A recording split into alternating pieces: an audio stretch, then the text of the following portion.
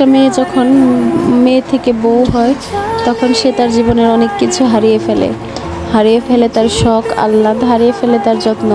মেয়েরা কখনোই বউ হওয়ার পরে এমন মানসিকতা নিয়ে শ্বশুরবাড়িতে যায় না যে সে সবার সাথে খারাপ ব্যবহার করবে বা সে কাউকে অসম্মান করবে, অপমান করবে। কিন্তু মেয়েটা দিন দিন অপমানিত হতে হতে এরপর সে একটা সময় কোমল থেকে কঠোর হয়ে ওঠে। এরপর সে প্রতিবাদ করতে শুরু করে এবং হয়ে যায় বাড়ির সবচেয়ে খারাপ বউ।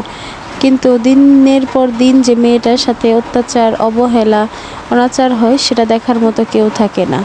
হয়তো বা শারীরিক নির্যাতন নাই হতে পারে, হয় মানসিক নির্যাতন, কিন্তু কেউ কখনো প্রতিবাদ করার থাকে না। মেয়েটা একা হয়ে পড়ে, দিনের পর দিন ডিপ্রেশন, অসুস্থতা সব কিছু মিলে মেয়েটা ভেঙে পড়ে।